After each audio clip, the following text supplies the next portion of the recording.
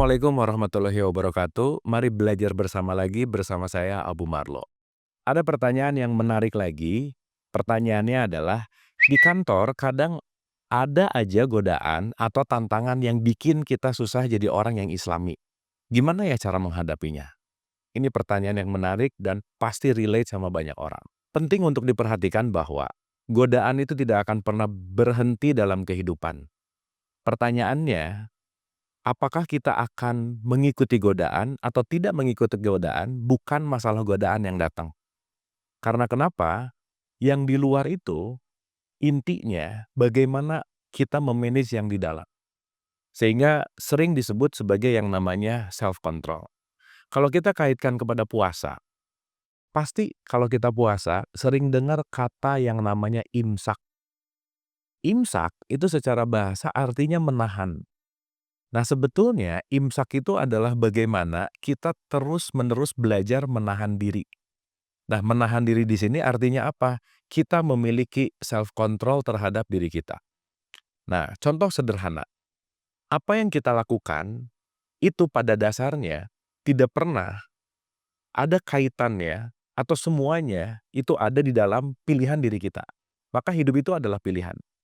Sehingga kalau kita memiliki self control, kita akan memiliki kekuatan untuk memilih sesuai dengan apa yang kita inginkan. Dan itulah yang disebut dengan yang namanya responsif.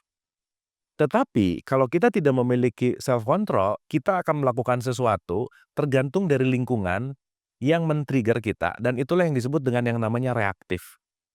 Oleh karena itu, dimanapun kita, sebagaimanapun lingkungan, kalau kita memiliki self-control yang baik, maka lingkungan tidak akan memengaruhi kita. Karena kenapa?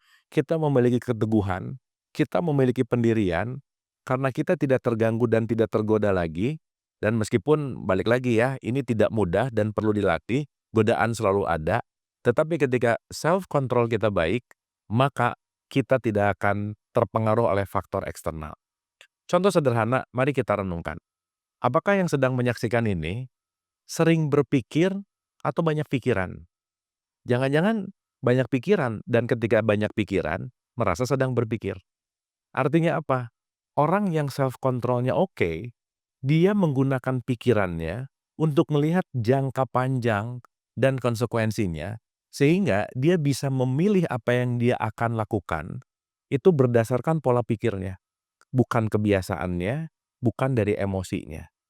Oleh karena itu, kenapa sih hal yang terpenting dalam melakukan apapun, start dari merubah cara bagaimana kita berpikir. Karena dengan merubah pola pikir, merubah kebiasaan, maka kita pun akan merubah self-control kita jadi lebih baik. Oleh karena itu, bukan lingkungannya yang penting untuk disalahkan, tetapi bagaimana aku menguatkan diri dengan self-control, aku menguatkan diri dengan menumbuhkan kesadaran, karena ketika kesadaran itu muncul, bagaimanapun kondisi luar, tidak akan menggoyahkan apa yang kita pilih, tidak akan membuat kita memilih sesuatu yang tidak kita inginkan, dan semua remote control pilihan ada di tangan kita. Oleh karena itu, jangan simpan remote control kebahagiaan di orang lain, remote control keputusan di orang lain, pilihlah sesuai dengan kesadaranmu. Terima kasih.